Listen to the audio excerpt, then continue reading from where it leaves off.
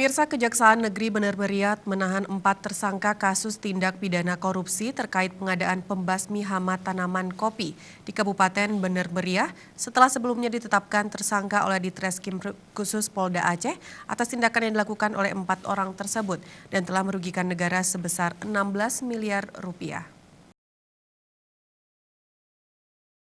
Kejaksaan Negeri Bener Meriah menahan 4 orang tersangka, masing-masing berinisial AR, mantan Kadis Perkebunan dan Kehutanan, selaku kuasa pengguna anggaran atau KPA, T, pejabat pembuat komitmen atau PPK, MU sebagai rekanan, serta TJ selaku rekanan penerima subkontrak.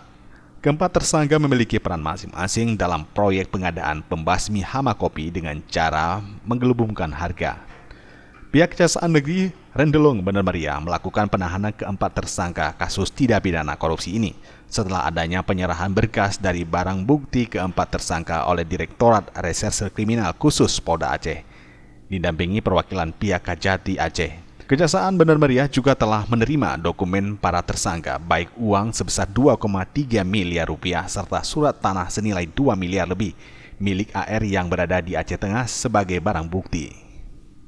Tindakan yang dilakukan oleh mereka telah menyebabkan kerugian negara mencapai 16 miliar rupiah dengan proyek pembasmi hama kopi yang diberikan kepada warga. Dari Bener Meriah, Tim Liputan Aceh TV.